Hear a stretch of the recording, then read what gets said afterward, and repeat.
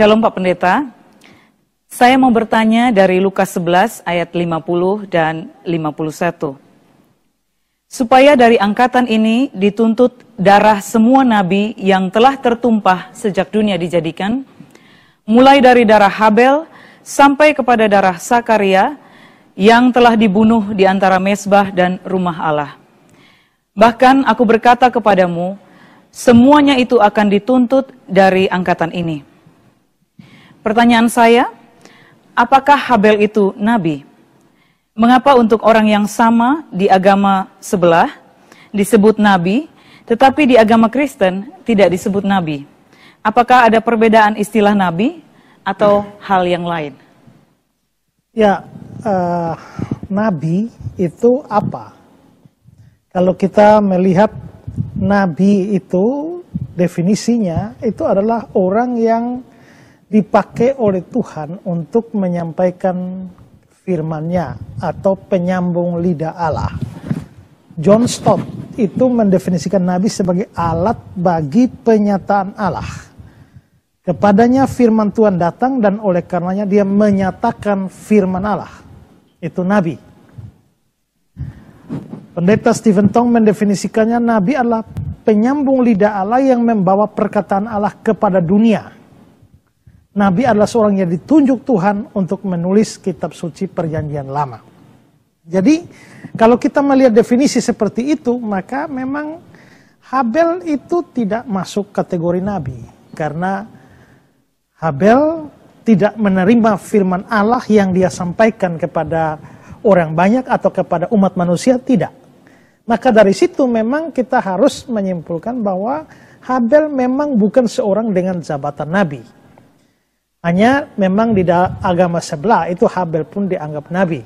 Jangankan Habel, Adam pun dianggap nabi. Hampir semua tokoh Alkitab kalau sampai di sebelah itu dianggap nabi semua. Tapi kalau memang Habel bukan nabi atau tidak masuk kategori nabi, lalu bagaimana dengan ayat yang saudara berikan itu ya? Ayat itu memberi kesan bahwa Habel adalah nabi. Supaya dari angkatan ini dituntut darah semua nabi yang telah tertumpah sejak dunia dijadikan, mulai dari darah Habel sampai kepada darah Sakaria. Jadi kesannya atau terlihat eksplisit bahwa Habel ini termasuk di dalam kelompok atau apa yang disebut sebagai semua nabi itu. Nah, kalau kita melihat konteks ayat ini, memang ini berisi kecaman Yesus kepada orang-orang Yahudi yang memang banyak membunuh nabi-nabi. Lalu Yesus mulai memberikan contoh. Tapi pada saat Yesus memberi contoh itu, dia bukan hanya memberi contoh dari nabi-nabi, ya, tapi dia juga memberi contoh dari kelompok lain yang bukan nabi. Nah, memang kalau kita melihat di dalam Injil Lukas, memang akan memberi kesan bahwa Habel itu masuk kelompok nabi. Tapi ingat bahwa salah satu cara menafsir Alkitab dengan baik itu adalah bahwa kita juga bisa atau perlu melihat ayat-ayat paralelnya.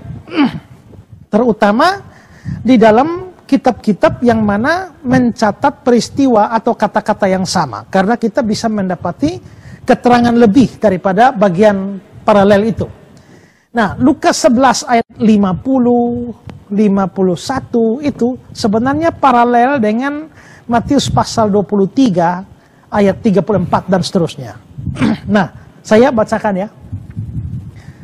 Sebab itu lihatlah, aku mengutus kepadamu nabi-nabi, orang-orang bijaksana, dan ahli-ahli Taurat. Jadi, aku mengutus padamu nabi-nabi, orang-orang bijaksana, ahli-ahli Taurat. Ada 3 kelompok yang dibicarakan di situ. Separuh di antara mereka akan kamu bunuh dan kamu salibkan. Yang lain akan kamu sesah di rumah ibadahmu dan kamu aniaya dari kota ke kota. Supaya kamu menanggung akibat penumpahan darah orang yang tidak bersalah.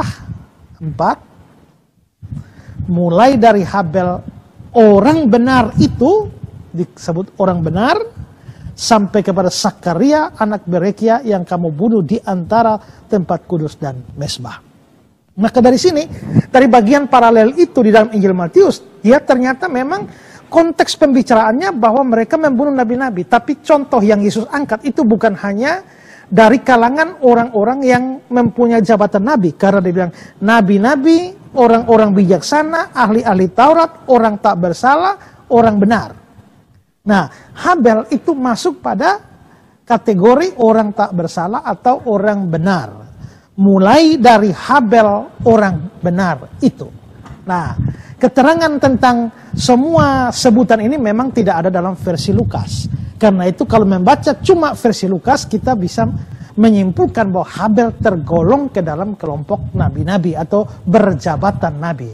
Tapi kalau kita lihat paralelnya di Matius, tidak. Habel tidak termasuk nabi, dia termasuk kepada kelompok yang dianggap sebagai orang tak bersalah atau orang benar. Jadi di situ Yesus sebenarnya hanya ingin menyatakan bahwa ada banyak orang benar, ada banyak orang tak bersalah, ada banyak orang baik yang sebenarnya itu dibunuh atau menderita aniaya gara-gara orang-orang yang menentang kehendak Tuhan ini. Jadi ada banyak kelompok, diantaranya juga adalah nabi-nabi. Ya, itu penjelasan. Jadi Habel memang bukan nabi. Oke.